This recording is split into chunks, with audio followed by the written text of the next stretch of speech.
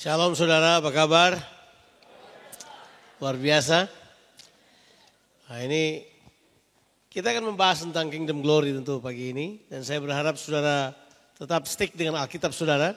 Sebab kita akan melihat prinsip Alkitabiah dari apa yang kita maksud dengan Kingdom Glory ini. Yang pertama, ini prinsip yang paling penting buat kita sekalian. Ini dia ini. Catat dulu statement ini, kalau sudah pernah dengar statement ini, sudah harus perhatikan baik-baik. Bahwa the most important thing for God is His glory. The most important thing for man is God's presence. Jadi hal yang terpenting buat Tuhan adalah kemuliaannya. Dan hal yang terpenting buat manusia adalah hadiratnya. Waktu Tuhan jadikan manusia, dua hal ini memang menjadi milik manusia jelasnya. Tentu sudah tahu waktu Tuhan jadikan manusia, manusia ditaruh di sebuah taman.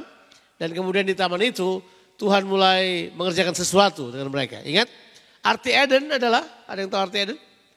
Eden artinya adalah the spot of the presence. Arti Eden adalah tempat di mana hadirat Tuhan ditaruh. Jadi pada waktu itu adalah dalam hadirat Tuhan itulah manusia kemudian memulai segala sesuatu. Saya cuma sarankan kepada saudara, mulailah semua aktivitas saudara dalam hadirat Tuhan. Jangan coba-coba di luarnya. Karena pada dasarnya kita hidup dalam hadirat Tuhan. Nah, kita sudah tahu bahwa kemuliaan Tuhan itu adalah manifestasi daripada karakternya. Kita harus paham hal tersebut. Manifestasi dari karakter Tuhan menyatakan kemuliaannya. Kata kemuliaan berasal dari kata kabaut dalam bahasa Ibraninya. Yang punya arti adalah sebenarnya bobot. Kalau kita berbicara bobot tentu berbicara kualitas. Kalau berbicara kualitas tentu berbicara tentang apa itu? Kekuatan dari dalam, karakter. Jadi glory berhubungan dengan kualitas. Nah kalau saudara perhatikan baik-baik bahwa Tuhan kita adalah Tuhan yang gak sembarang waktu dijadikan manusia. Coba kita baca sekarang ini di dalam kitab Mazmur pasalnya yang ke-8, ayatnya yang ke-5 dan ayatnya yang ke-6. Dalam kitab Mazmur pasalnya ke-8 ayat 5 dan 6 kita tahu bahwa apa yang Tuhan berikan kepada manusia. Coba baca dari ayat yang ke-5 boleh? Oke. Apakah manusia sehingga engkau mengingatnya? Apakah anak manusia sehingga engkau mengindahkannya? Ayat yang ke-6. Namun engkau telah membuatnya hampir sama seperti Allah. Dan telah memahkotainya dengan kemuliaan dan hormat. Coba perhatikan baik-baik statement ini ayat yang ke-6. Bahwa kita bilang buat kita, engkau telah membuatnya hampir sama seperti Allah. Terjemahan ini adalah terjemahan yang paling pas menurut saya. Sebab Tuhan sudah tidak mungkin lagi mengangkat manusia lebih daripada waktu dia menjadikannya. Ya, hampir sama. Kalau sama, manusia jadi Tuhan. Jadi cuma hampir sama seperti Allah. Terjemahan bahasa Inggris sedikit lebih nggak pas karena terjemahan bahasa Inggris bilang ini, just a little lower than the angels. Ya. Enggak. Angel sama manusia beda. Manusia diciptakan segambar dengan Tuhan. Tapi dalam kualitasnya hampir sama seperti Allah. Kemudian kata ini muncul. Dan memahkotainya. Bilang dulu memahkotainya. Kata memahkotai itu adalah istilah kerajaan. Memahkotainya dengan apa? Kemuliaan dan hormat. Nah itu muncul kata about itu. The glory and honor muncul. Diberikan kepada manusia. Kemuliaan dan hormat. Dan dengan kata lain, manusia waktu dijadikan itu ada dalam kualitas Allah penuh dengan kemuliaan dan hormat. Itu dia. Kita masih ingat pertama. Tuhan jadikan manusia seperti itu. Kalau sudah baca ayat yang berikut, coba lihat ayat yang ke-7. Ayat yang ke-7 setelah ini ya. Engkau membuat dia berkuasa atas buatan tanganmu. Segala-galanya telah kau letakkan di bawah kakinya. Glory, honor, and dominion. Manusia dapat hal tersebut. Manusia dapat apa? Kemuliaan, kehormatan, dan dominion. Kerajaan. Dia bilang ini engkau membuat dia berkuasa atas buatan tanganmu. Segala-galanya telah kau letakkan di bawah kakinya. Tapi kita punya masalah. Dosa masuk pada manusia. Manusia kehilangan seluruhnya. Manusia kehilangan kerajaannya, dominionnya. Manusia kehilangan kemuliaannya, manusia kehilangan kehormatannya, manusia kemudian terhilang. Pertanyaannya, Where has the glory gone? Kemanakah kemuliaan itu pergi? Di seluruh perjanjian lama Alkitab berkata kepada kita, kemuliaan Tuhan hanya hinggap pada manusia. Tuhan menyatakan kemuliaannya dengan cara yang terbatas sampai pada sebuah titik. Nah ini dia ini. Saya tahu bahwa kita semua sudah membahas banyak tentang Christ in you, the hope of glory. Jemaat Nusa Pujian adalah jemaat yang mengerti betul apa yang namanya Christ in you, the hope of glory. Supaya saudara nggak bingung, sebenarnya ide ini bukan hanya ada di perjanjian baru. Ide ini sudah ada lama di perjanjian lama. Makanya saya selalu katakan seperti ini. Perjanjian baru punya sentral itu bukanlah pada salib. Sentral daripada perjanjian baru adalah Christ in you, the hope of glory. Mengapa? Sebab Kristus berdiam dalam kita ini telah dinubuatkan jauh sebelumnya. Saya tidak perlu cerita bagaimana kemuliaan Allah berjalan. Waktu sudah pelajari di dalam waktu bangsa Israel keluar dari Mesir, ada tiang awan dan tiang api. Setuju ya? Itu menjadi kemuliaan Allah yang menuntun mereka. Kemudian di tengah perjalanan Tuhan menyuruh Musa untuk membuat apa yang disebut dengan tabut perjanjian. Tabut perjanjian itu kemudian menjadi lambang daripada kemuliaan Allah dan hadirat Allah. Di mana tabut perjanjian Tuhan bekerja. Di mana ada tabut perjanjian kemuliaan Allah dinyatakan. Di mana ada tabut perjanjian kuasa Tuhan dinyatakan. Kira-kira lambangnya seperti itu. Tapi kemudian kita tahu kan bahwa tabut perjanjian kemudian meninggalkan bait suci. Meninggalkan tabernakel Musa, meninggalkan bait suci Salomo. Tapi ini yang saya mau katakan kepada saudara. Tabut perjanjian tersebut tidak pernah ditemukan lagi. Sampai kemudian Tuhan membuat perjanjian baru. Bilang dulu perjanjian baru. Nah kita baca perjanjiannya. Di dalam kitab Yeremia 31. Kitab Yeremia 31. Kita membaca ayat 31 sampai ayatnya yang ke-34 saja. Yeremia pasalnya yang ke-31. Ayatnya yang ke-31 sampai ayatnya yang ke-34. Sesungguhnya akan datang waktunya. Demikianlah firman Tuhan. Aku akan mengadakan apa? Perjanjian baru. Jadi ini yang disebut dengan perjanjian baru. Jadi perjanjian baru itu telah dinubuatkan kurang lebih 600 tahun sebelum perjanjian baru itu terjadi. Dengan kata lain, ini merupakan original intention dari Tuhan. Aku akan mengadakan perjanjian baru dengan kaum Israel dan kaum Yehuda. Ayat 32. Bukan seperti perjanjian yang telah kuadakan dengan nenek moyang mereka. Pada waktu aku memegang tangan mereka untuk membawa mereka keluar dari tanah Mesir. Berarti tidak seperti perjanjian Taurat. Tidak seperti perjanjian Musa.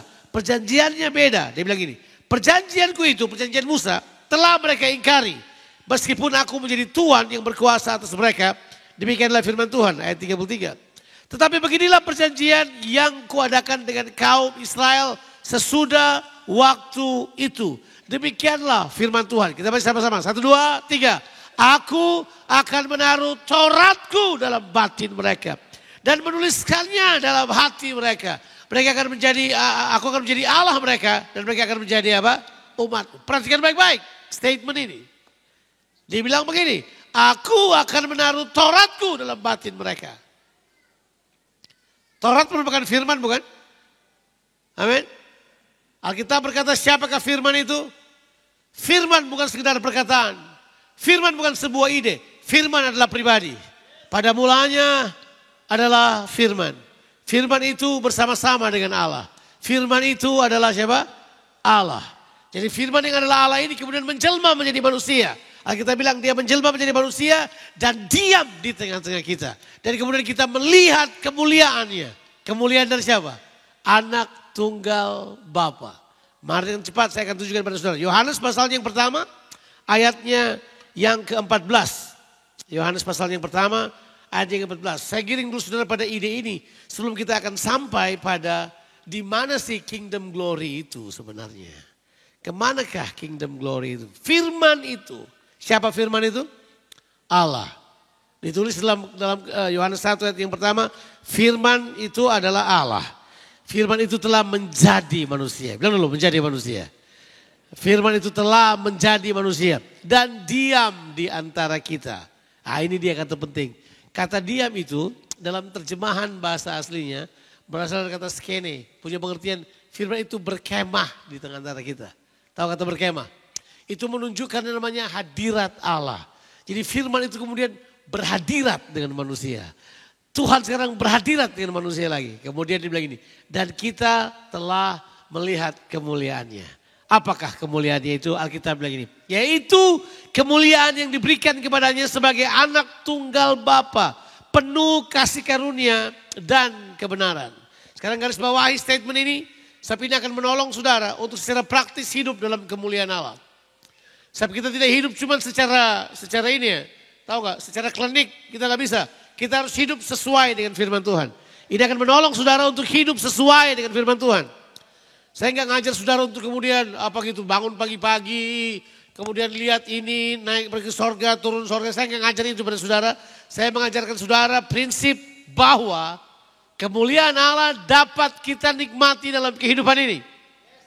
Saudara dapat menikmati kemuliaan Allah di rumah saudara. Saudara dapat menikmati kemuliaan Allah di kantor saudara. Saudara bisa menikmati kemuliaan Allah di tempat pekerjaan saudara.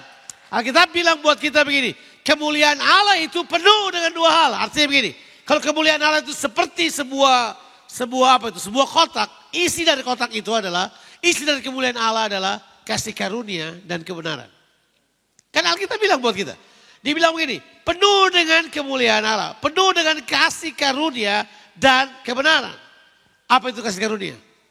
Ingat, kasih karunia dan kebenaran ini tidak kepada yang lain. Hanya ada di dalam Yesus. Kasih karunia tidak ada di manusia siapapun. Hanya ada di dalam Yesus. Musa membawa hukum Taurat. Coba lompat langsung ayatnya yang ke-17. Biar kita lihat apa yang terjadi di situ. Alkitab bilang buat kita. Sebab hukum Taurat diberikan oleh Musa. Tetapi apa saudara? Kasih karunia dan kebenaran apa? Datang oleh, itu kata penting. Kasih karunia dan kebenaran datang oleh Yesus Kristus. Jangan pisah-pisahkan antara kasih karunia dan kebenaran. Masa kini orang cuma khotbah kasih karunia. Mereka tidak menekankan kebenaran. Kasih karunia dan kebenaran tidak bisa dipisahkan. Kalau kasih karunia dan kebenaran dipisahkan, kemuliaannya nggak penuh.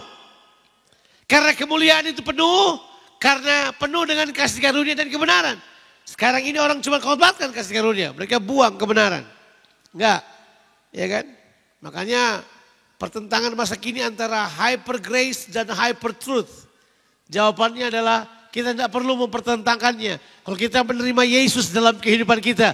Di dalam kita ada kasih karunia. Di dalam kita ada apa? Kebenaran. Makanya begini, kalau orang tanya kepada kita, kemanakah kemuliaan Allah itu pergi setelah Yesus datang ke dunia ini? Wow, jawabannya sederhana. Dia pergi ke dalam diri saudara. Kemuliaan Allah sekarang berdiam dalam diri saudara. Dia enggak diam lagi di tempat yang lain. Dia enggak diam cuma di sebuah tempat. Ya, saya masih ingat waktu saya belajar perjanjian lama. Saya belajar pengantar perjanjian lama. Alkitab bilang begini, di tabut perjanjian itu, tahu tabut perjanjian ya? Itu ada dua kerub kan. Alkitab bilang di antara kerub itu ada kemudian disebut dengan sebuah tempat yang kalau terbuka itu namanya grafirat namanya itu. Orang harus taruh darah di situ kemudian dia terbuka. Tapi sebenarnya kita bilang ini, mereka bilang disitulah tempat kemuliaan ada yang namanya Shekinah Glory. Tapi mari saya beritahu pada saudara, kita tidak perlu Shekinah Glory lagi. Kemuliaan itu ada pada manusia. Kemuliaan itu ada di dalam manusia. Itu yang Alkitab ajarkan kepada kita. Jadi kita enggak nyari-nyari kemuliaan. Sementara konsep gereja masa kini kita diajar begini. Kamu harus baik untuk mulia. Kamu harus buat sesuatu untuk mulia. Kamu harus doa puasa untuk jadi mulia. Kamu harus buat semua aturan supaya jadi mulia. Jawabannya enggak begitu. Waktu Yesus mati di kayu salib, kemuliaan Allah berdiam dalam saudara. Kemuliaan Allah sekarang berdiam dalam kehidupan kita. Itu tidak bisa diganti dengan apapun. Now, the question is, pertanyaannya ini. Kita sudah tahu kemuliaan Allah pergi kemana. Kita sudah tahu bahwa kemuliaan Allah penuh dengan kasih karunia dan kebenaran. Sekarang pertanyaannya begini. Di manakah kerajaan itu ada? Kita sedang berbicara kingdom glory kan. Nah ini dia. Bahwa kerajaan Allah itu adalah bagian yang Tuhan harapkan sekali terjadi. Yaitu adalah pemerintahan Tuhan di dalam kehidupan kita lewat kehadirannya. Jadi kita harusnya begini. waktu terima kemuliaan dalam kehidupan kita, jangan cuma berharap kemuliaan itu menguntungkan kita. Sebab waktu kemuliaan itu berdiam dalam kita, Tuhan berniat lewat keberadaan dalam kita. Dia mau memerintah seluruh kehidupan kita. Supaya ini yang terjadi. Seluruh kehidupan kita hanya memanifestasikan. Kata ini penting sekali. Kehendak Allah. Jadi kingdom glory itu adalah manifestasi kehendak Allah dalam kehidupan kita. Lewat pernyataan Kristus yang memang telah berdiam dalam kita. Saya ulangi lagi. Manifestasi kehendak Allah di dalam kita. Lewat Kristus yang telah berdiam di dalam kita. Tahukah saudara? Kehendak Allah seluruhnya telah berdiam di dalam Kristus. Amin. Dan sekarang Kristus berdiam dalam kita. Berarti tinggal kembali pada titik ini. Maukah saudara menjadi pelaksana kehendak Allah dalam kehidupan ini? Artinya begini, kita tidak hidup lagi untuk diri kita sendiri. Kita nggak hidup lagi untuk kepentingan kita. Kita nggak hidup lagi untuk nafsu kita. Kita hidup hanya untuk kehendak Allah. Halo? Jadi peristiwanya begini. Bukan kita melakukan kehendak Allah dulu, baru kemuliaan Allah turun ke atas kita. Enggak. Kemuliaan Allah turun ke atas kita. Yang memampukan kita untuk dapat melakukan semua kehendak Allah dalam kehidupan kita. Makanya kata kuncinya ada di sini. Saudara perlu sekali untuk menyediakan realita di dalam ini. Siapa percaya bahwa Yesus berdiam dalam kehidupannya? Saudara percaya bahwa Yesus diam dalam kehidupan saudara? Itu realita, itu bukan cuma sebuah kepercayaan biasa. Saya pernah tanya seseorang, dari mana kamu tahu bahwa Yesus berdiam dalam kehidupanmu? Jawabannya mereka sangat teologi ya. Karena Alkitab yang bilang. Keren kan? Benar, itu benar. Tapi enggak cukup cuma Alkitab bilang. Harus ada realita yang ada di dalam kita. Realitanya itu adalah Yesus real dalam kehidupan saudara. Yesus bukan bercanda diam dalam saudara. Dia real berdiam dalam kehidupan saudara. Nah Yesus yang real ini mau menyatakan dirinya.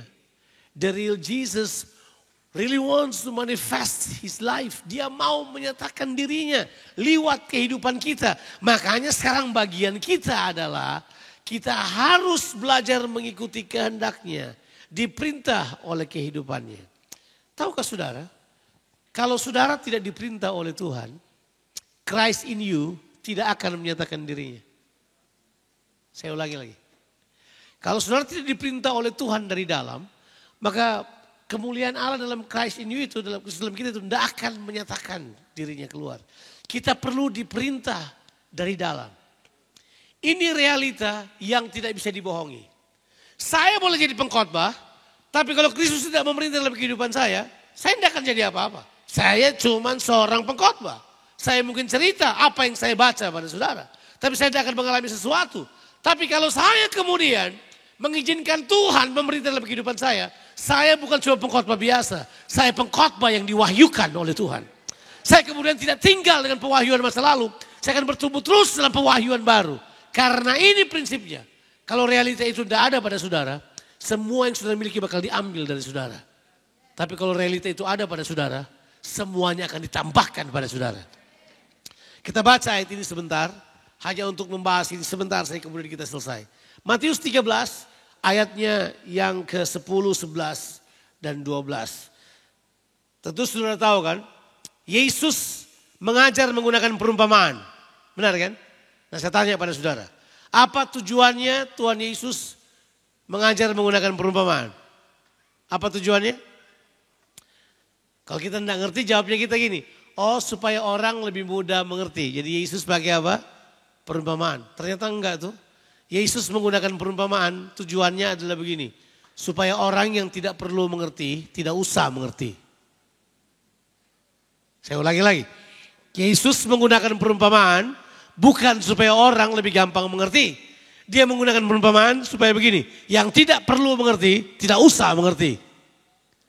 Kenapa ada orang tidak perlu mengerti? Sebab percuma diberitahu juga tidak bakal mengerti. Mengapa tidak bakal mengerti? Karena tidak ada realita di dalamnya. Tidak ada kenyataan pemerintahan Tuhan. Coba kita baca. Ini kan setelah Yesus mengungkapkan perumpamaannya, Alkitab bilang begini ayat yang ke-10. Ayat 10 dulu. Maka datanglah murid-muridnya dan bertanya kepadanya, mengapa engkau berkata-kata kepada mereka dalam perumpamaan? Jadi muridnya tanya pada Yesus, kenapa? Yesus jawab tuh.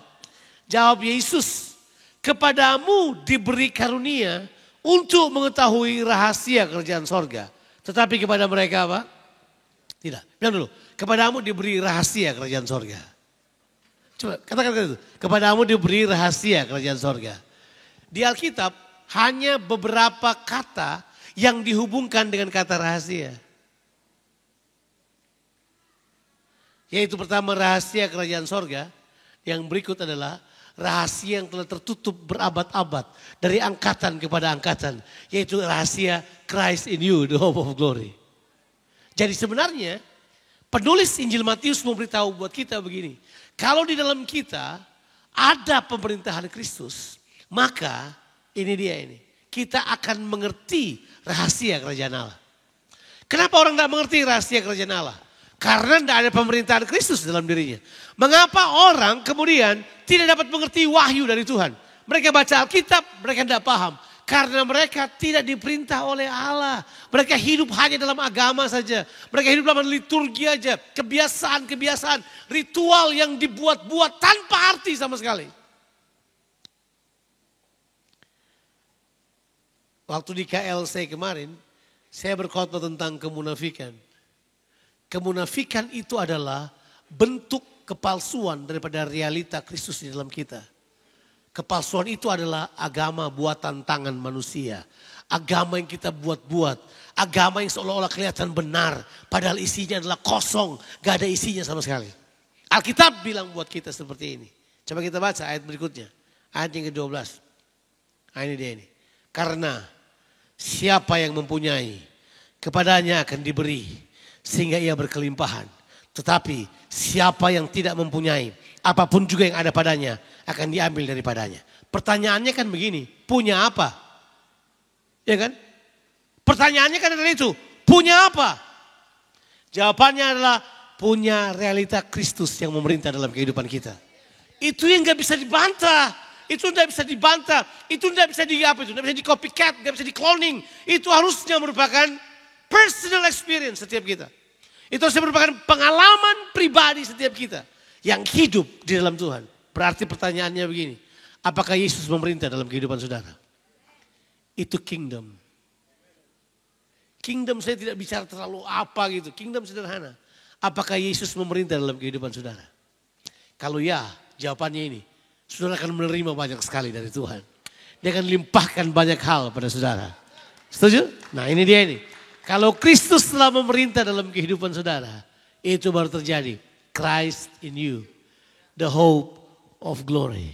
Kemudian kita tinggal memanifestasikan kemuliaan Allah. Day in, day out. Kita kemudian dengan sukacita melakukannya. Tidak perlu dipaksa. Mari saya cerita sedikit kehidupan saya. Saya adalah orang yang tidak berarti kalau bukan Yesus. Nah, saya lahir bodoh. Saya kecil disleksik. Saya baca hurufnya terbalik. Ayah saya berkata kepada saya, you will not amount anything. Kamu gak akan jadi orang. Padahal saya sudah orang kan. Emang saya apa saudara? Tapi ayah saya berkata saya tidak akan jadi orang. Saya bisa bayangkan. Waktu saya sekolah. Siapa di sini yang sekolah 6 tahun di SD? Semua SD 6 tahun. Saudara mungkin berkata, saya duduk di bangku SD selama 6 tahun. Saya nggak bisa. Saya duduk 4 tahun, berdiri 2 tahun. Karena saya banyak berdiri depan kelas. Karena saya bodoh sekali. Mau berdiri gaya apa? Mau berdiri tangan di kuping, menghadap tembok, mau berdiri angkat kaki satu. Sudah paling sering. Nah mungkin. Sampai guru kelas 5 saya berkata kepada saya begini. Kalau kamu naik kelas, saya keluar dari sekolah. Tapi dia naik keluar sekolah waktu saya naik kelas. Anehnya, udah bodoh-bodoh gitu, naik kelas terus tuh. Itu anugerah namanya itu. Itu tidak ada jawaban lain. Semua di raport saya kebakaran. Waktu itu kan merah kan warnanya. Cuman satu saja yang dia warnanya biru. Itu adalah seni suara. Karena orang Ambon bisa nyanyi lah dikit-dikit. Jadi adalah. Yang lain kacau seluruhnya. Begitu bodoh sampai kemudian orang tidak akan berpikir saya bakal berhasil dalam kehidupan ini. Tapi haleluya. Saya ketemu dengan Tuhan Yesus. Yang tidak berarti diubah menjadi berarti. Ya. Tuhan tidak main sulap dengan kita kok. Enggak. Dia jadikan kita sederhana. Sampai sekarang masih begitu aja. Sampai sekarang masih bodoh juga masih. Walaupun orang sudah pikir pintar, tapi masih bodoh juga. Tapi prinsipnya sederhana. Kalau saya tahu sesuatu, karena Tuhan wahyukan. Kalau saya mengerti sesuatu, karena ada yang Tuhan taruh dalam kehidupan saya. Enggak ada yang lain. Makanya saya yakin, kita ini hidup seperti yang Tuhan kehendaki. Siapa yang diperintah oleh Allah, mereka akan mengalami kemuliaan Allah. That is what we call kingdom glory. Ini dia pentingnya. Jangan kejar dampak, kejarlah tujuan.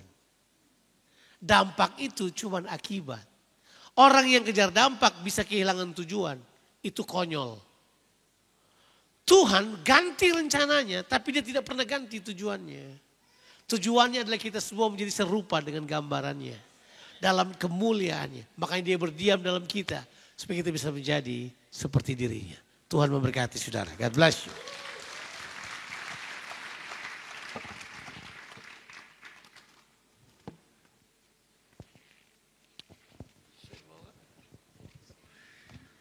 Pak Jo tinggal dulu Pak. Beri kemuliaan buat Tuhan dong. Shalom, shalom. Saya undang Pak Andoko untuk naik juga, naik ke sofa. Boleh duduk di sini. Baik, ini ibadah talk show. Jadi jangan tegang-tegang. Aduh, ini santai dulu.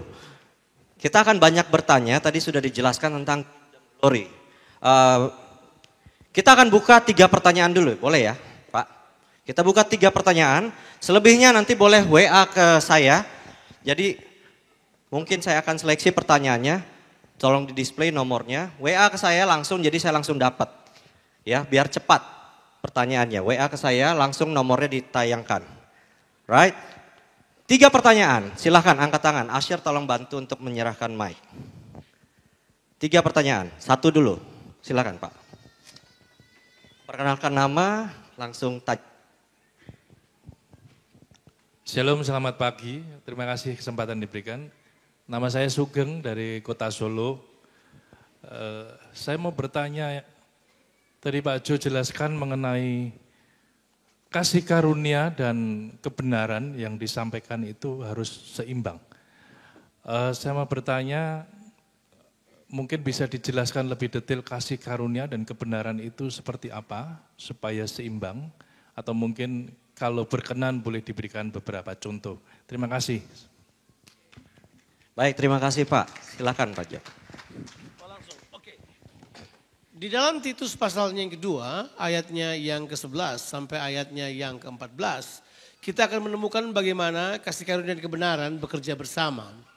Bahwa prinsip yang utama kita harus mengerti, kebenaran firman Tuhan mutlak. Setuju enggak? Bahwa kata truth di situ itu berhubungan dengan firman Allah. Kata truth di situ. Karena gini, kata kebenaran itu kalau nggak dijelaskan orang suka bingung. Karena kebenaran itu ada 2 kan. Yang satu kebenaran posisi kita di hadapan Allah. Yang satu kebenaran firman Tuhan. Betul ya? Betul kan? Alkitab bilang Yesus mati di kayu salib. Dia mengambil dosa kita. Kemudian dia berikan kepada kita kebenarannya. Kita kemudian menjadi the righteousness of God. Kata ini bukan righteousness. Kata yang dipakai di situ adalah truth. Righteousness and truth. Yang dimaksud truth di sini adalah firman Tuhan. Jadi hidup di dalam kebenaran firman Tuhan itu sebenarnya begini. Firman Tuhan sudah ditaruh dalam kehidupan kita. Kita kemudian tinggal memanifestasikan firman Tuhan. Berarti begini. Orang yang tidak dapat memanifestasikan firman Tuhan adalah orang yang sebenarnya bukannya apa ya. Dia menghina apa yang Tuhan sudah beri dalam kehidupannya. Karena firman-Nya telah berdiam dalam kita kan. Setuju gak sih? Setuju kan? Jadi firman sudah ada dalam kita, Kristus sudah berdiam dalam kita. Sekarang kalau kita gagal mentaatinya sebenarnya kita telah menyalahi. Nah makanya di Titus 2 dibilang begini. Kasih karunia itu mendidik kita supaya kita hidup dalam kebenaran. Ya? Jadi antara kasih karunia dan kebenaran selalu berjalan bersama. Tidak bisa dipisahkan. Oke, saya kasih dulu pengertian. Arti kasih karunia berasal dari bahasa Yunaninya itu adalah karis. Dari kata itu kita dapat kata karisma, karismata, karunia-karunia. Karisma adalah, sudah tahu karisma adalah apa? Hal yang menonjol dari seseorang yang membuat dia memiliki daya tarik tersendiri. Tapi karis itu sendiri punya arti ini. Kemampuan ilahi yang Tuhan taruh dalam kehidupan kita. Yang memampukan kita untuk melakukan hal-hal yang tidak dapat kita lakukan dengan kemampuan kita sendiri. Kemampuan ilahi yang Tuhan taruh dalam kehidupan kita, sehingga kita dapat melakukan hal-hal yang tidak dapat kita lakukan dengan kemampuan kita sendiri. Contoh, siapa manusia yang bisa hidup kudus di dunia sekarang? Dengan kemampuannya sendiri? Susah. Atau mungkin gak mungkin. Tapi kasih karunia akan memampukan kita untuk hidup kudus. Manusia tidak bisa selamat dengan dirinya. Kasih karunia menyelamatkan manusia. Ada banyak hal. Saya tidak sanggup buat sesuatu. Kasih karunia sanggupkan saya. Ya toh? Jadi kasih karunia itu adalah empowering structure. Dia adalah sesuatu yang ditaruh pada manusia. Supaya manusia sanggup melakukan apa yang Tuhan harapkan dia kerjakan. Jadi kalau Tuhan minta saudara melakukan sesuatu.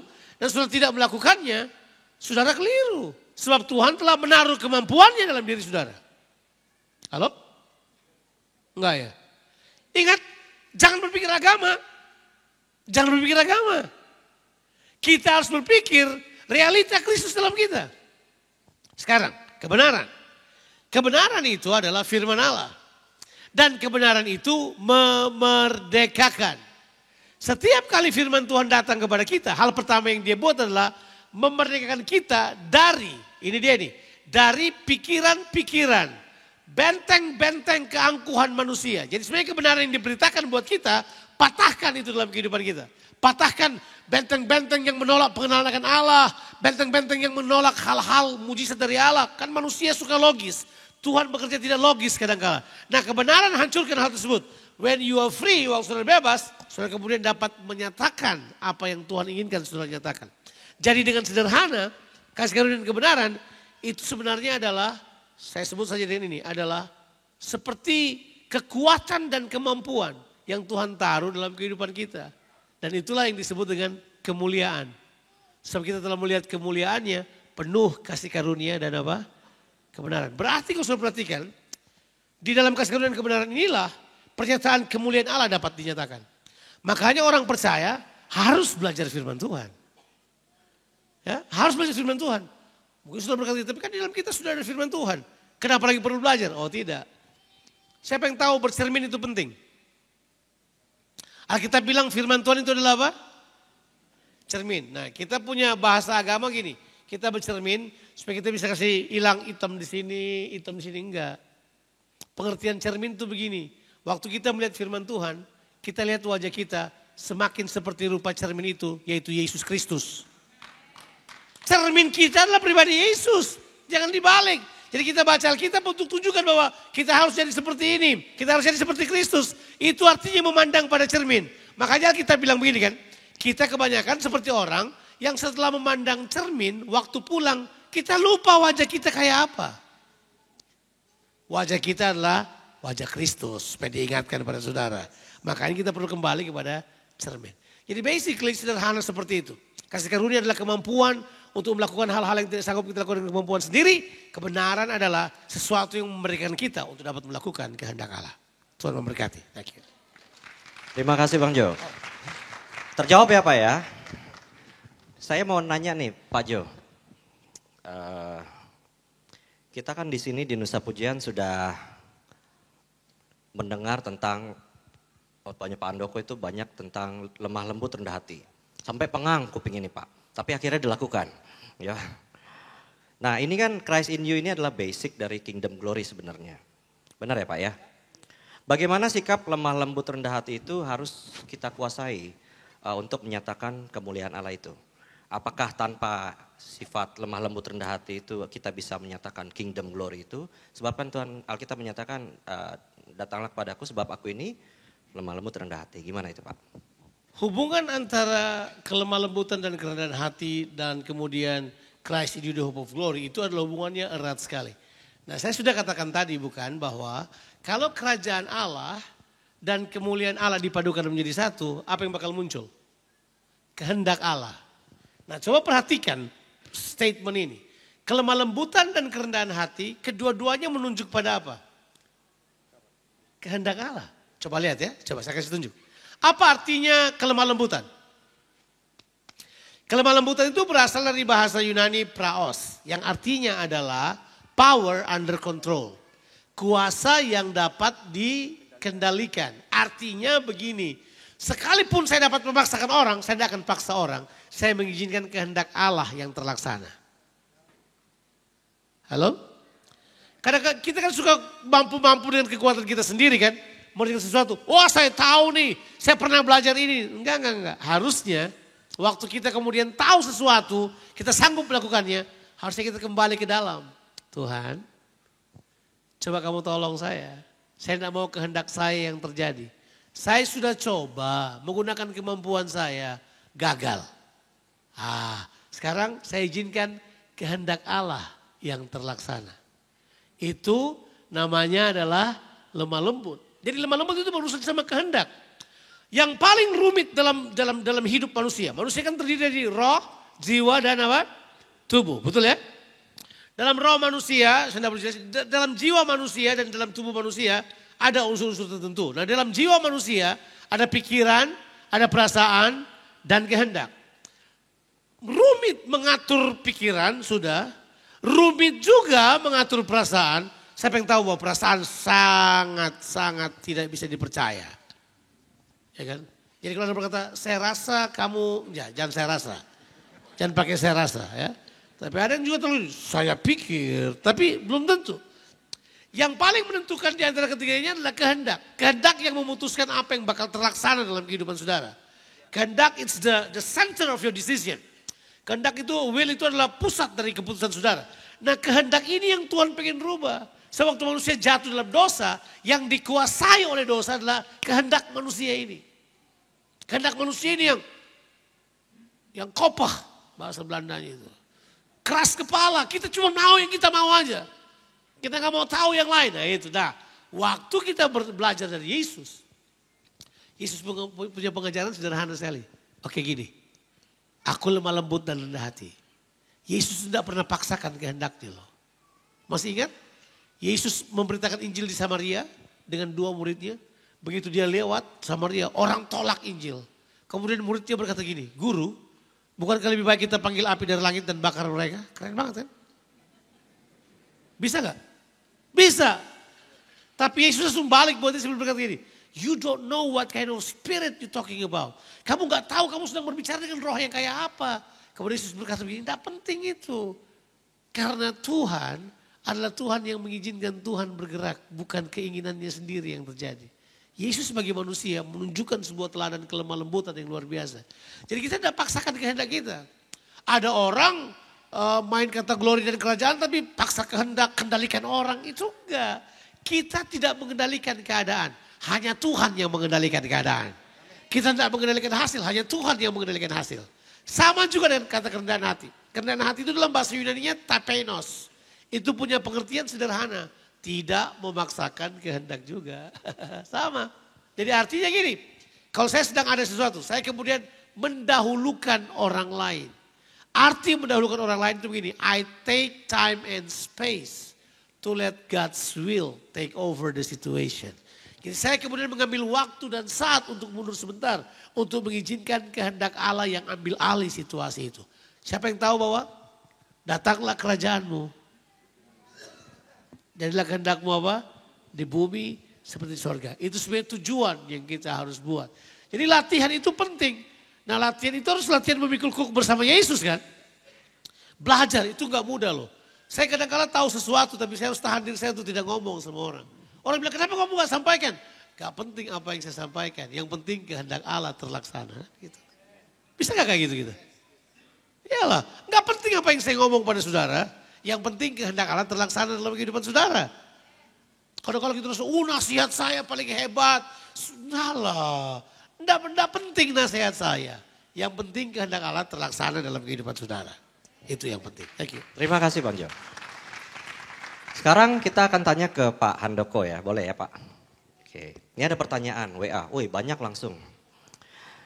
Bagaimana bila dalam proses bertumbuh ke arah Kristus terjadi kegagalan dan jatuh dalam dosa?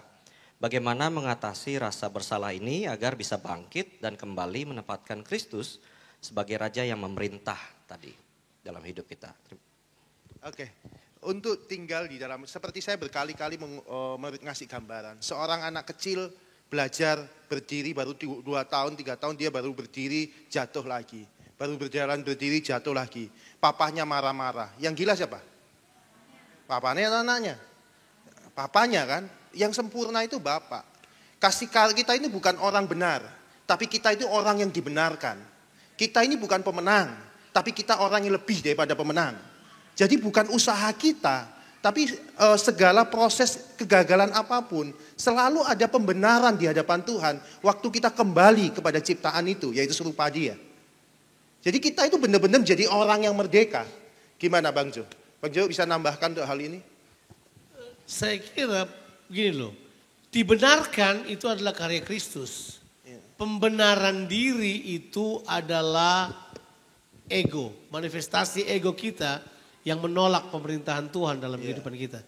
Saya setuju banget yang tadi dibilang itu udah the best, gak ada jawaban yang lebih bagus. Cuman saya cuma bilang aja begini, kadangkala kita itu tidak bisa menyatakan Kristus kita gagal.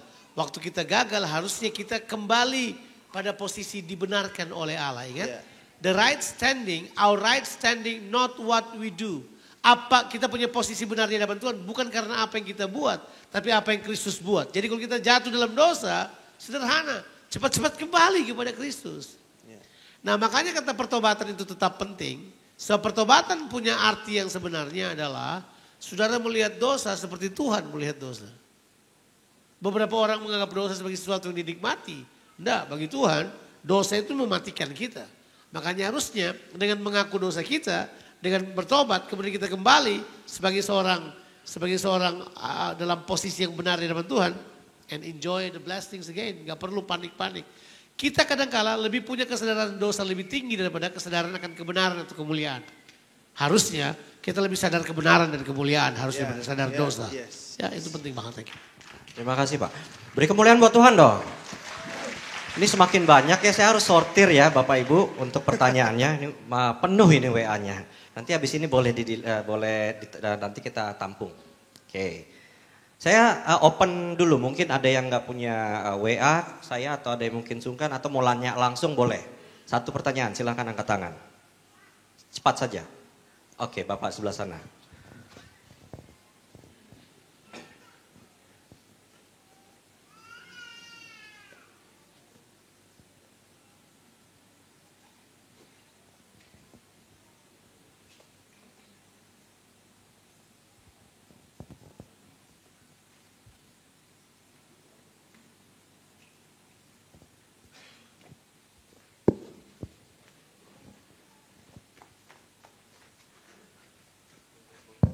Cek. Shalom, nama saya Nur Hadi. Pertanyaan saya tujukan kepada Bapak Pendeta Jonathan. Tadi Bapak bilang pada waktu khotbah mengatakan bahwa di dalam perjanjian baru yang menjadi pusat adalah bukan salib Kristus lagi, tetapi kehidupan orang Kristen yang serupa dengan Kristus. Pertanyaan saya Pak, jikalau kita tahu bahwa di akhir zaman ini kasih manusia itu akan menjadi semakin luntur begitu Pak ya. Jadi kalau penekanannya bukan kepada salib lagi, bagaimana menghadapi, mungkin di Asia okelah kita terima. Ketaatan kita kepada Tuhan itu masih bagus. Tetapi di Eropa banyak orang Kristen itu jatuh dalam dosa sehingga ketika melihat orang itu, orang tidak mau kepada Kristen lagi atau kepada Yesus lagi. Saya ambil contoh, banyak orang-orang turis mancanegara yang ke Bali ini justru kehidupannya tidak mencerminkan dia mengaku Kristen. Kalau ini ajaran ini terus berkembang, kita tidak berpusat lagi kepada salib Kristus, maka orang akan bilang ikut Tuhan itu ketika melihat anak-anak Tuhan yang sudah ada mengecewakan, maka ini sangat tidak menguntungkan untuk iman Kristen, Pak. Maksud saya begini, jadi selama kita ajaran ini kalau kuat diajarkan, maka orang akan cenderung datang kepada hamba-hamba Tuhan, bukan kepada Yesus lagi. Karena dia menganggap bahwa Yesus ada di dalam orang itu, tetapi kehidupan sebenarnya mungkin mengecewakan.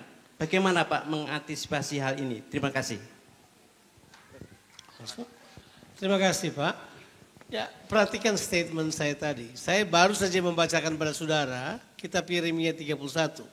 Jadi dalam frame perjanjian, dalam frame covenant, salib itu adalah yang mengakhiri perjanjian yang lama supaya kita masuk perjanjian yang baru.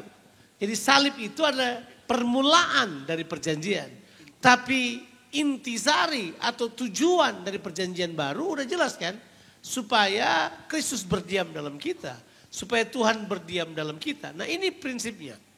Kalau Yesus yang disalib itu berdiam dalam kita. Dan salib Kristus memang telah jelas di depan mata kita. Benar kitab Galatia bilang. Bahwa salib itu adalah awal di mana kita mengalahkan daging. Betul ya? Betul kan? Dan di saliblah sumber berkat ada. Tetapi tujuan salib adalah supaya Kristus berdiam dalam saudara. Nah perjanjian baru itu menurut apa yang dinubuatkan 600 tahun sebelumnya. Itu sebenarnya intisarinya adalah gini.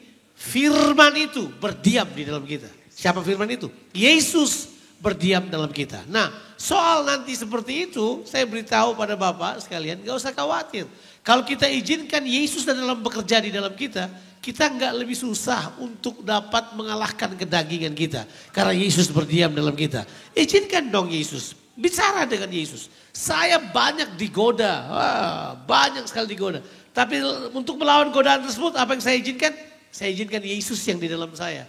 Menolong saya untuk dapat mengalahkan godaan tersebut. Kenapa? Karena dia sekarang berdiam di dalam saya. Alkitab akan berkata begini, tidak perlu engkau diajar karena pengajaran urapan dalam kamu akan mengajari kamu untuk melakukan apa yang Tuhan kehendaki kamu lakukan. Inti utama adalah begini, kalau berbicara tentang barat ya, negara-negara barat, mereka telah kehilangan realita Pak, bahwa Kristus itu penting. Pertanyaan besar bagi orang-orang di negara barat, mereka hanya mempertanyakan kok hal-hal seperti ini. Apakah Yesus lahir dari perawan Maria? Mereka pertanyakan. Saya percaya dia lahir dari perawan Maria. Saya percaya. Mereka udah tidak percaya lagi. Oh mana mungkin. Ya, mereka kemudian mulai tidak mempercayai firman Tuhan. Isu mereka adalah mereka berusaha melogiskan semua pengajaran firman Tuhan. Kehilangan aspek iman. Aspek logis yang terlalu tinggi merendahkan aspek iman. Sehingga kemudian yang terjadi adalah mereka pergi jauh. Mereka tidak lagi menganggap firman Tuhan sebagai hal yang terpenting. Saya tidak bilang bahwa salib tidak penting. Saya sedang berbicara tentang perjanjian. Salib itu memang ada di awal perjanjian baru, betul ya? Waktu salib terjadi orang berpindah dari perjanjian lama masuk pada perjanjian baru. Tapi tujuan daripada perjanjian baru itu adalah Kristus berdiam dalam saudara adalah pengharapan akan kemuliaan. Saya kira itu jawaban saya Pak, Tuhan memberkati. Saya sedikit tambahkan. Saudara, salib itu kayak kita mau ke mall. Saudara kalau ke mall tujuannya ke pintunya mall atau ke mallnya? Ke mallnya kan? Salib itu adalah pintu untuk mengakses semua yang apa yang Tuhan sediakan dalam hidup kita. Tapi tujuannya bukan di pintu mallnya kita berdiri. Jadi mematikan, salib itu kan mematikan kehidupan daging kita. Nyangkal diri, mikul salib, itu gaya hidup pribadi Kristus di dalam kita. Dan itu adalah pintu. Bukan sentralnya di situ, tapi pintunya untuk masuk ke tempat penyediaan Allah. Oke. Baik, terima kasih Pak Handoko.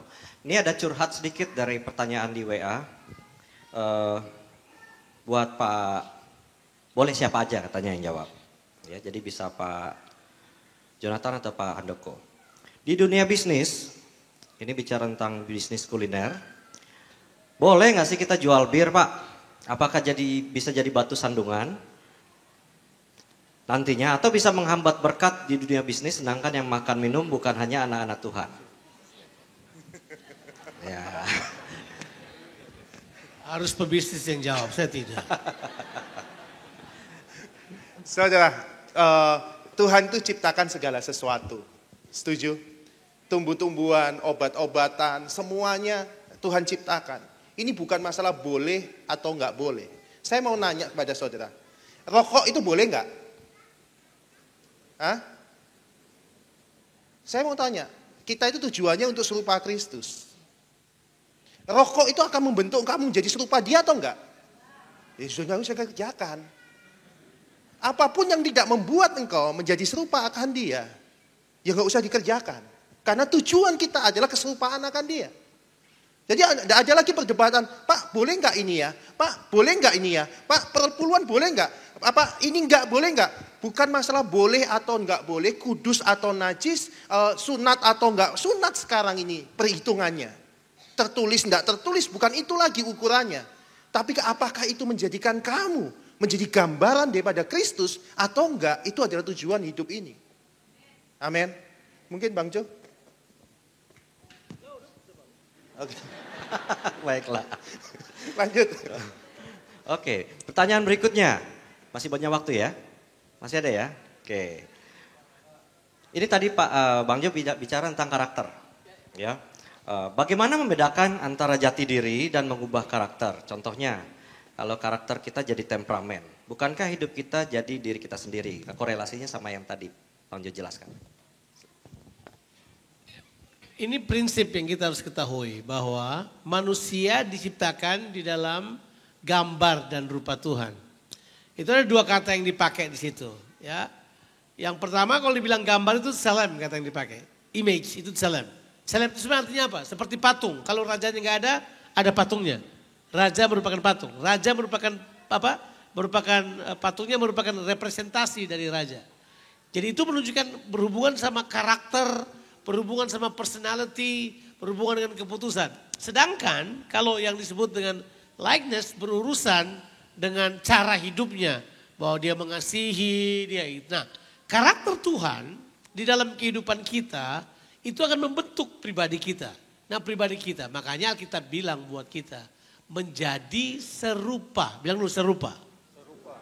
Kita tidak menjadi Kristus. Kita menjadi serupa dengan Kristus. Serupa itu adalah dari sisi karakter dan sisi kualitas kehidupan. Kita harus menjadi serupa dengan Kristus. Berarti prinsipnya sederhana. Kalau temperamen kita itu harus diubahkan, kita harus diubahkan ke arah Kristus kan. Loh itu tujuannya kan. Jadi saya tetap Jonathan, tidak berubah saya tetap Jonathan. Jonathan adalah perpaduan dari sifat-sifat temperamental dan lain-lain yang banyak dalam diri saya. Ya kan? Saya kan seperti Pak Handoko, tinggi badannya aja udah beda. Kan? Tapi prinsip sederhana, bahwa saya dengan dia punya kesamaan. Bahwa saya dengan dia punya tujuan yang sama. Kita mau hidup serupa dengan Kristus. Nah itu yang perlu dikejar sebenarnya. Jadi gak usah khawatir, temperamen kita diubahkan ke arah Kristus. Saya dengan Pak Handoko ada persamaannya. Mungkin saya dengan siapa yang agak berbeda ya. Mungkin saya dengan seorang yang pendiam. Saya gak pendiam sama sekali. Saya maunya cepat, apa-apa mau cepat. Saya tidak suka dulu di belakang meja, kemudian kerjakan surat menyurat. Gak bisa, saya bisa mati berdiri di situ. Ya, saya nggak bisa. Saya nggak bisa jadi gembala yang di gereja kemudian dari jam 8 pagi sampai jam 8 malam konseling orang. Saya nggak bisa. Saya pusing. Itu temperamen saya nggak bisa diganti dengan yang lain, ya kan? Nah, tapi kalau sudah selesai mengajar, belajar Alkitab, diskusi rubah paradigmnya orang, challenge people, oh itu bagian saya. Saya suka itu. Saya tidak akan berubah dengan cepat ke sebelah situ, tapi prinsipnya adalah kita berubah ke arah Kristus. Yaitu lemah lembut dan rendah hati. Terus banyak karakter yang lain. Mengasihi tanpa syarat, pengorbanan, dan seterusnya itu kemudian menjadi bagian gaya hidup kita. Jadi sebenarnya gak ada masalah. Personality kita, temperamen kita akan tetap seperti tapi diterangi oleh Roh Kudus. Diubah oleh Tuhan menjadi seperti Kristus. Tuhan memberkati. Amin. Pertanyaan berikutnya. Saya tanyakan ke Pak Handoko.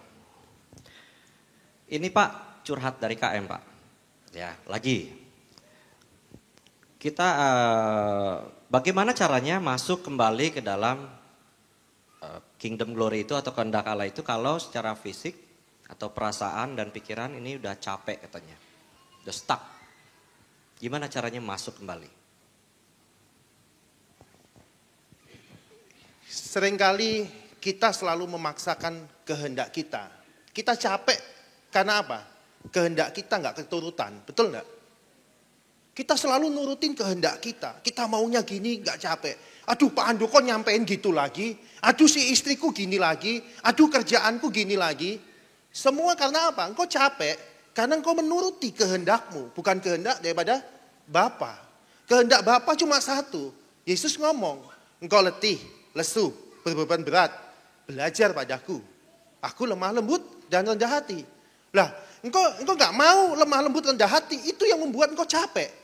Dalam penggembalaan saya, di dalam bisnis yang Tuhan percayakan, di dalam ada kegagalan kerjasama saya, ada keuntungan, ada kerugian di dalam bisnis saya, ada terobosan, ada yang pintu yang tertutup juga. Tapi bagi saya, semua yang saya alami nggak ada kejutan lagi. Karena apa? Mau terima uang banyak, mau terima uang sedikit, mau untung, mau rugi, tetap jawabannya lemah lembut, rendah hati.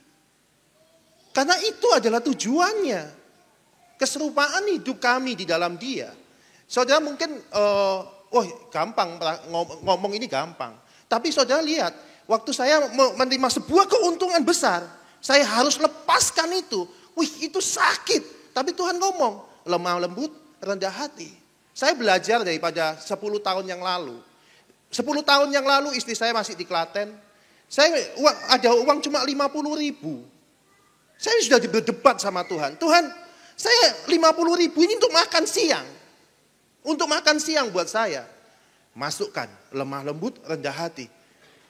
Tuhan, saya nggak ada makan siang lagi. 50.000 itu saya berdebat. Mungkin buat saudara sekarang nggak ada artinya. Buat saya, taburan terbesar dalam hidup saya ini 50.000 ini. Waktu itu. Saya berdebat. Singkat cerita, saya mau lepaskan. Saya turun ke bawah di lantai 3 di ruko. Saya bilang, saya nggak akan keluar dari tempat ini sebelum saya dapat makan siang Tuhan. Saya berdiri duduk di atas meja di ruko. Saya duduk gini. Tuhan, aku cuma mau butuh makan siang. Karena saya tahu, saya nggak ada uang lagi. Singkat cerita, ada seorang pemuda, kira-kira saya duduk 5 menitan, ada seorang pemuda ngasih saya uang 100.000. Di situ Tuhan, mulai hari ini saya tidak akan pernah melakukan kehendak, memaksakan kehendak saya. Kehendakmu aja. Dan mulai itulah terobosan demi terobosan dalam seluruh kehidupan saya terjadi. Karena apa? Saya nggak memaksakan kehendak. Halo? Amin? Tuhan Yesus memberkati. Baik, saya berikan satu kesempatan lagi. Silakan, ada yang mau bertanya, langsung angkat tangan, cepat saja. Angkat tangannya. Oke, baik, Bu.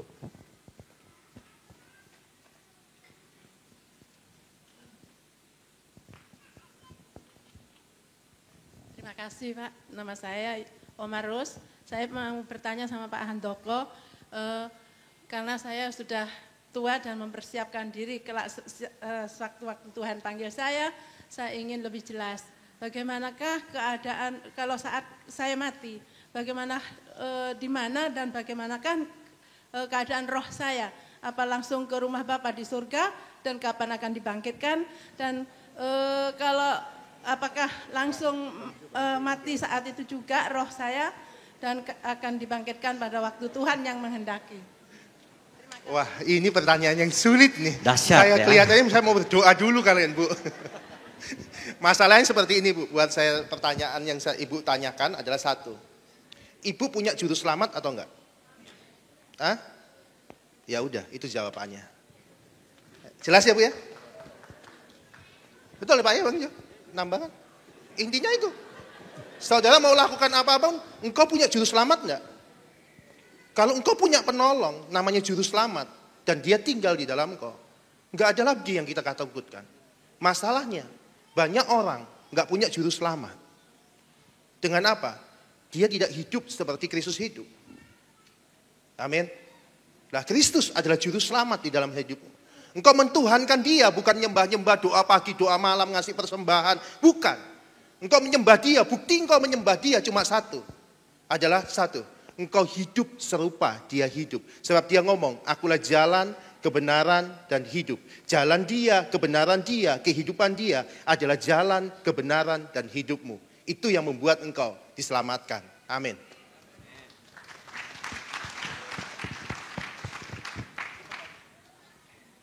Pertanyaan buat Pak Jo. Ya. Bagaimana cara mengetahui bahwa jalan yang diambil itu udah pasti kehendak Tuhan atau kehendak Allah? Gimana caranya? Menemukan kehendak Tuhan adalah hal yang paling yang paling sederhana adalah lewat firman Tuhan tentunya. Itu adalah hal yang terbaik. Jadi selalu kalau kita pengen tahu apa yang Tuhan mau kerjakan, baca firman Tuhan aja. Tapi yang kedua adalah keintiman dengan Tuhan akan memberi tuntunan buat kita. Tuntunan itu adalah tuntunan yang sifatnya dari dalam. Bilang dulu ini, inside out. Tuntunan kita inside out. Jangan berharap outside in. Kalau berharap outside in, sudah akan memperlakukan pendeta-pendeta seperti paranormal. Ya, kita normal-normal aja. Kita tidak perlu paranormal. Nah sekarang kalau misalnya kita bagaimana mengetahui kehendak Allah? Firman Tuhan. Nah baru yang kedua adalah mengizinkan. Nah ini dia ini. Mengizinkan ada orang-orang di sekitar kita yang dapat berbicara dalam kehidupan kita. Itu cara terbaik untuk menemukan kehendak Allah. Orang-orang di sekitar kita misalnya pemimpin rohani kita. Orang dekat kita. Orang-orang rohani yang di sekitar kita. Makanya kita perlu fellowship. Fellowship adalah tempat di mana kita menemukan kehendak Tuhan. Itu yang kedua. Tapi yang ketiga adalah hal yang saya sebut sebagai tuntunan dari dalam ini adalah saudara kerjakan saja apa yang Tuhan kerjakan, suruh saudara kerjakan saja. Lihat bedanya nanti adalah gini, kalau dia berbuah dan bertahan lama ya stick to it. Tidak perlu saudara berpikir yang lain, kerjakan saja. Sebab Tuhan kita adalah Tuhan yang backup productivity. Tuhan kita bukan Tuhan yang menyukai tidak berbuah. Tuhan kita adalah Tuhan yang produktif. So kerjakan aja apa yang saudara mau kerjakan. Misalnya dalam sisi vocational. Saudara bisa berkata begini, oh saya ini terpanggil. Misalnya dalam dunia pelayanan lah, jangan cuma pekerjaan biasa. Saya terpanggil menjadi pengkhotbah. Tapi pas saudara khotbah orang tidur terus. Tanya dong, jangan sampai saudara bukan pengkhotbah, jangan-jangan. Saudara punya karunia meninabawakan orang, itu mungkin. Nah, saudara mesti tahu dong. Itu sederhana sekali sebenarnya. Jadi dalam kehidupan ini, it's okay to do. Yang paling penting saudara mesti tahu ini. Di dalam Efesus 2 ayat yang ke-10. Ini dalam pekerjaan, dalam memilih apapun. Efesus 2 ayat yang ke-10. Tuhan sudah mempersiapkan semua yang baik buat kita hidupi. Ya tak? Karena kita ini buatan Allah. Diciptakan dalam Kristus Yesus untuk melakukan apa? Apa? Coba Efesus 2 ayat yang ke-10. Coba. Untuk apa? Untuk melakukan pekerjaan baik yang apa?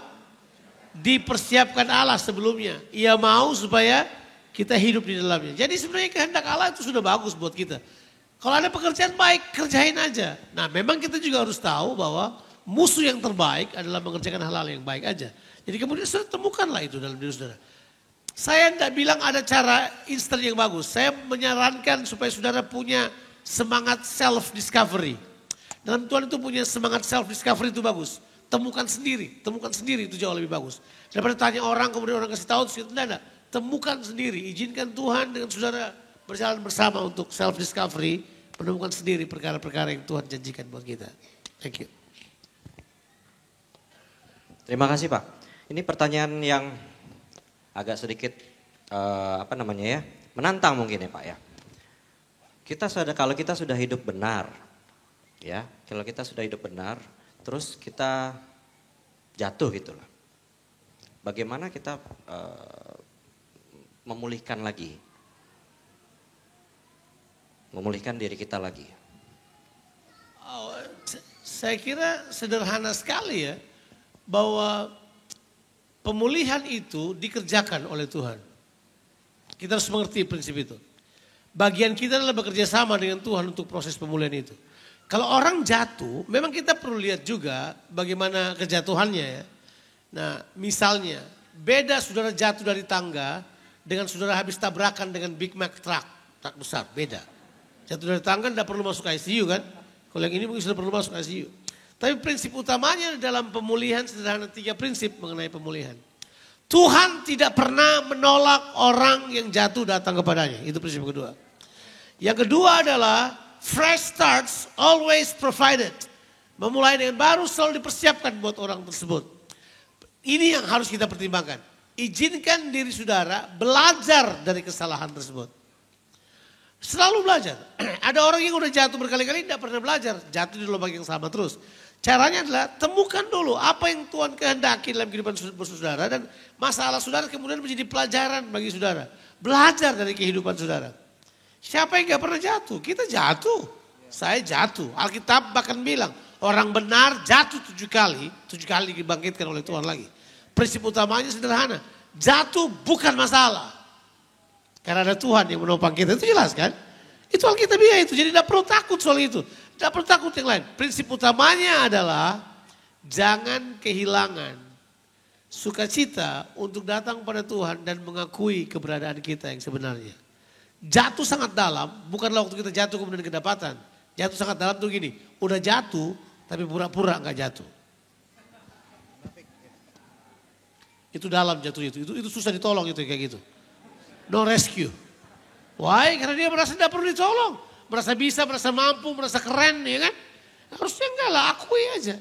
Dan kemudian melangkah bersama dengan Tuhan. Itu nah, tentu ada prinsip yang mengaku dosa ini. Saya tidak akan bahas itu lah, itu kan diajar secara teologis. Terima kasih.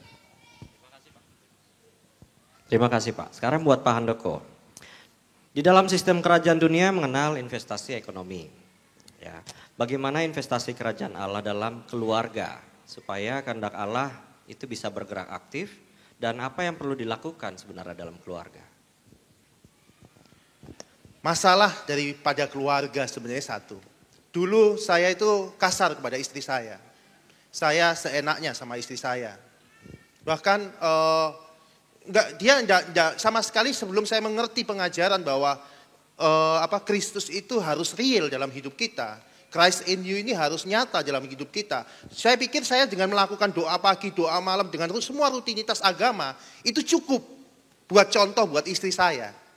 Bahkan kadang-kadang istri saya kalau ada dia membantah sama saya kasihin ayat-ayat, saya khotbahin. Saya pikir itu cukup. Tapi ternyata ayat-ayat atau rutinitas agama dalam hidup saya, itu bukan itu intinya. Yang paling penting dalam hidup saya, bagaimana istri melihat Kristus itu nyata dalam hidup saya. Bukan yang lain. Bukan lagi karena kepintaran atau khotbah saya. Bukan lagi karena pelayanan atau taburan saya. Tapi cuma satu. Yang harus istri lihat, adakah Kristus itu muncul dari mulutnya. Muncul dari perkataannya. Muncul dari pikirannya. Muncul daripada tindakannya. Itu yang adalah tujuan daripada investasi. Nah, investasi itu mahal banget.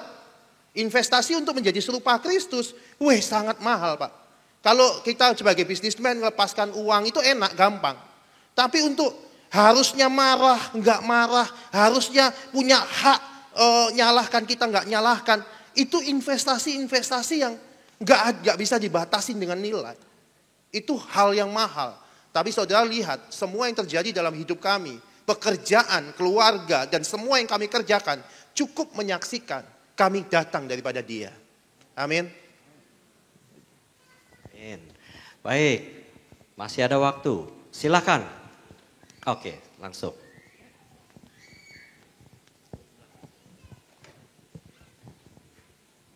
Selamat siang Pak Jonathan. Saya mau tanya. Dari tadi kita membahas tentang keserupaan. Di sini di Kejadian 1:26 itu Tuhan menciptakan manusia serupa dan segambar dengannya, dikuatkan lagi dengan Mazmur 8 ayat 5 tadi, manusia hampir serupa dengan Kristus. Nah, suatu saat saya sedang ngobrol sama teman-teman kita, sedang bahas penciptaan gitu. Nah, tiba-tiba teman saya ini berdiri dan gue kurang terima nih sama ayat ini gitu. Karena ya maaf, dia cacat dari lahir gitu kan. Ini gimana? Saya sempat menjelaskan seperti itu kan. Kita serupa mungkin karena kita berasal dari roh yang sama, kita menjelaskan seperti itu. Tapi dia nggak terima dengan fisiknya dia. Ini gue nggak serupa, gue nggak segambar sama Tuhan. Nah, kita gimana caranya mengadamkan dia supaya dia terima dengan posisinya seperti itu gitu Pak. Makasih.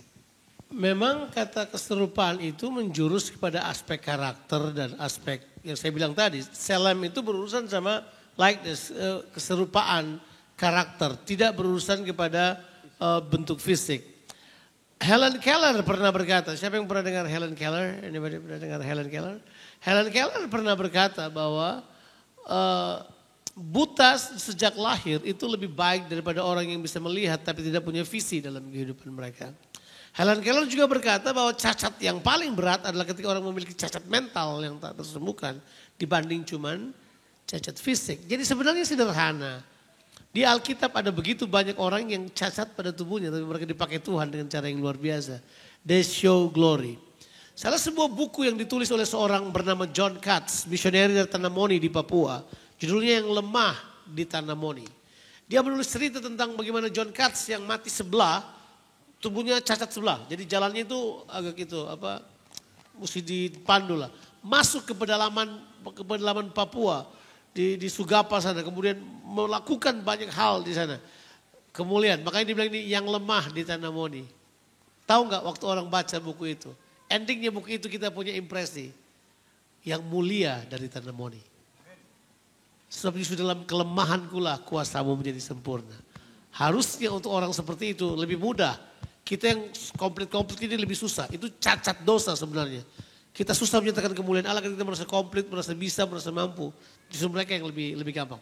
Helen Keller itu luar biasa. Kapan-kapan baca biografinya. Itu salah satu buku yang terbaik yang saya pernah baca tentang seorang yang cacat dalam kehidupan ini tapi melakukan perkara yang hebat. Terjawab ya Pak ya? Oke. Ini bisa buat kedua-duanya, mungkin jawabannya untuk dua-dua. Tadi disinggung tentang kemunafikan Pak, kita pakai topeng. Nah kita kalau lagi marah pada seseorang, kadang kan kita tetap harus menampilkan yang baik toh. Ya kan benar.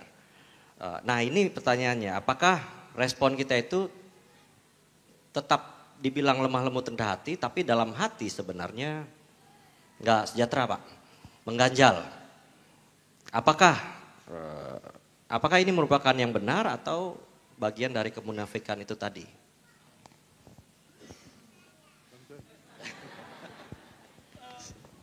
Sederhana ya soal kemarahan di dalam kitab Yakobus 1 ayatnya yang ke berapa tadi? Saya tiba-tiba langsung ingat. Yakobus 1 ayatnya yang ke-20 Alkitab bilang ini, sebab amarah manusia tidak mengerjakan kebenaran di hadapan Allah. Jadi sebenarnya gini, kemarahan kita tidak akan menolong apapun sih sebenarnya. Jadi harusnya berpikir sejenak apakah marah saya ini penting. Sebab marah itu membuang energi yang paling besar sebenarnya. By the way yang ngomong ini adalah pemarah besar. Jangan lupa orang pendek sumbunya juga pendek, gampang marah. Tapi saya harus beritahu buat saudara bahwa perlahan-lahan, bisa tanya anak-anak saya lah. Perlahan-lahan saya mulai lebih sabar, lebih gak cepat marah. Karena saya cuma baca aja ayat itu yang berkata bahwa sebab amarah manusia tidak mengerjakan kebenaran. Coba baca ayat yang ke-19. Hai saudara-saudara yang kekasih, ingatlah hal ini, setiap orang hendaklah cepat untuk mendengar, tapi lamban untuk berkata-kata dan lambat untuk marah. Nah, artinya kalau mau marah mikir. Saya suka waktu, kan Yesus pernah dibilang marah kan? Dijungkir balikan saudara. Tapi tahu gak proses sebelum Yesus buat itu? Alkitab bilang dengan jelas, begitu dia sampai dia lihat, dia marah. Tapi apa yang dia buat? Dia bikin sendiri cambuknya kan? Itu makan waktu kan itu? Dia bikin sendiri cambuknya baik-baik, baru dia kejar mereka pakai cambuk. Dia udah mikir, gua marah gak nih? Ini mesti dimarahin. Enggak, jadi seperti ada pertimbangan dulu. Kemudian he chase them out. Dia kejar mereka keluar. Dengan kata lain begini, kita tahu dasarnya amarah manusia tidak mendatangkan kebenaran, tapi prinsip utamanya yang berikut adalah, kalau memang harus marah, marahlah karena kebenaran. Yang mengerjakan kebenaran. Thank you. Oke Pak. Bagaimana kalau Pak Andoko? Sama jawabannya. Oke. Baik. Bagi saya saudara cuma satu. Buat saya kita itu tidak punya kemampuan untuk mengendalikan diri 100%. Tidak mungkin. Untuk kita, orang mau terus kita enggak, maaf Pak saya gini. Waduh, enggak ada itu dari kamu saya itu seorang menjengkelkan saya nggak mungkin langsung lemah lembut, rendah hati, nggak mungkin. Tapi saya berpikir untuk mau marah itu berpikir, tapi kadang-kadang saya lepas, oh kamu itu marah. Tapi setelah saya sadar, bisa nggak saya tetap datang sama dia? Itu buat saya itulah lemah lembut rendah hati. Setelah marah, tetap bisa menghampiri, tetap bisa jalan sama dia. Itu harga diri yang sangat mahal, saudara. Amin. Itu saja. Baik. Kalau dari jawabannya kan berarti kita harus tetap mengampuni ya Pak ya. Iya. Nah ini pertanyaannya bagaimana kalau kita melakukan itu sama Tuhan langsung? Artinya kita sudah jatuh bangun. Apakah pengampunan Tuhan itu selalu ada untuk kita? Ini pertanyaannya. Kalau saya selalu ada. Karena dia sudah janji. Nah ini isunya yang kita perlu tahu. Bahwa Tuhan waktu berurusan dengan dosa kita, dia tidak biarkan dosa kita berdiam dalam diri. Dia buang jauh-jauh. Jadi harusnya waktu sudah berdosa lagi, dia tinggal ambil dan dia buang lagi, selesai. Gak ada masalah buat dia untuk berurusan dengan dosa. Bagian dari kita sebenarnya adalah untuk menghidupi sebuah kehidupan seperti yang Tuhan kehendaki. Nah makanya Tuhan tahu tidak mungkin kan, dia taruh rohnya pada kita, dia taruh dirinya dalam kehidupan kita supaya kita bisa memanifestasikan apa yang dia inginkan. Baik, beri kemuliaan buat Tuhan dong. Kita tutup ya Pak ya. Oke, satu pertanyaan terakhir. Oke, silakan langsung cepat. Setelah itu kita tutup, saya serahkan langsung balik ke Kak Vivi.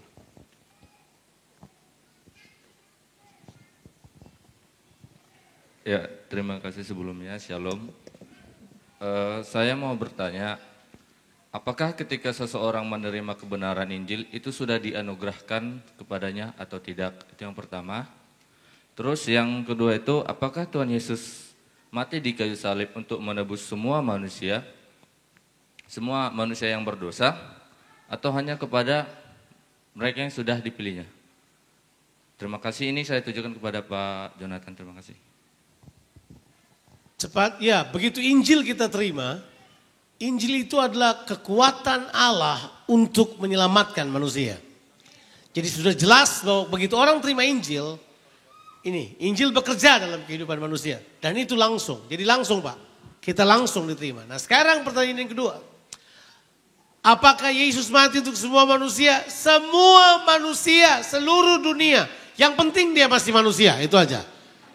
Pokoknya yang namanya manusia. Jadi kita harus paham ini. Yesus tidak hanya datang buat agama Kristen. Dia juga tidak datang hanya untuk orang Yahudi. Dia datang untuk semua manusia. Titus 2 ayatnya yang ke-11 bilang. Coba Titus 2 ayat yang ke-11. Baca itu. Itu penting banget. Karena kasih karunia Allah yang menyelamatkan semua manusia telah nyata. Haleluya. Jadi sebenarnya Yesus mati di kayu salib untuk selamatkan semua manusia. Soal yang dipilihnya, Alkitab bilang setelah diselamatkan, dia pilih. Makanya pemilihan tidak terjadi seperti orang taruh lotre gitu, taruh itu dia goyang-goyang keluar satu, oh Jonathan dia tidak pilih Handoko, dia pilih Jonathan. Tidak, Tuhan tidak pilih kayak begitu. Apa yang dia buat adalah dia sampaikan Injilnya sebagai panggilan kepada dunia. Siapa yang meresponinya, langsung dipilihnya. Makanya kita bilang kan Mazmur 50, dari terbitnya matahari sampai terbenamnya Tuhan memanggil bumi. Haleluya. Dia terus panggil bumi. Kita kemudian beri diri kita untuk dipilih dengan merespon pada panggilan Tuhan. Tuhan memberkati. Haleluya. Amin. Terima kasih Pak Jo.